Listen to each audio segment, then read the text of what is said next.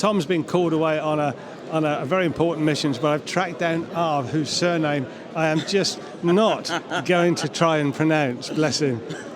He's a wearer of many hats, from production manager, supervisor at High Watt here. We've talked about the park stuff, which is a very interesting announcement, and some of the custom shop stuff.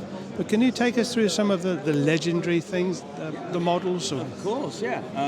So obviously, we've got all the custom shop stuff, which I'm sure Tom's talked about already. We still do the 50, the 100, the 200, all wide to the same spec as all the classics were made back in the late 60s and the early 70s. And that's something we're very proud of. And like I say, I'm sure Tom's told you all about that already. But we also offer a lot of more affordable ranges because, we've got to be part of that market. But we're very proud of what we do in those ranges. So, for example, the T-Series, which is a PCB tube amp, we spent a lot of time in R&D developing these, making sure that they're affordable, but they actually sound like a High Watt as well. So they've got plenty of clean headroom, great for pedals, but they've also got more functionality, like they have a drive channel and things like that, and spring reverb built in. So there's that's something we're very proud of at the moment.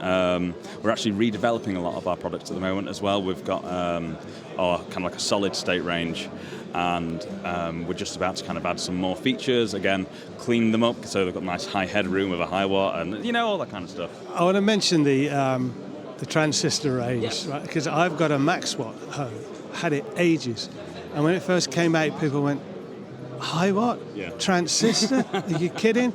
The clarity on that amp.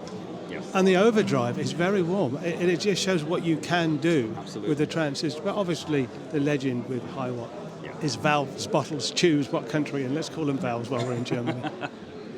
Like you say about the transistor amps. So the current version of that amplifier is called the Crunch 150, I believe it probably will be, and it's out of sale in the States, for example. We can't build them fast enough, and again, that's the kind of thing that people are saying. It's surprised at how good it sounds, how clean it is, and you can get that High Watt sound for a fraction of the price of a custom shop, and that's what we want people to have the access to the High Watt sound at any price range.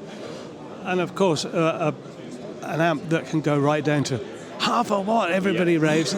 You can play in a gig, you can play in a bedroom gig, or you can crank it up. There's enough of the top end, which is great.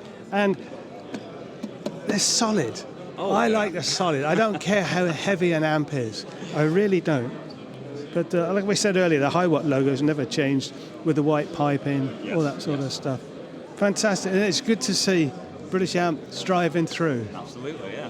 Thank you. Thanks for talking to us.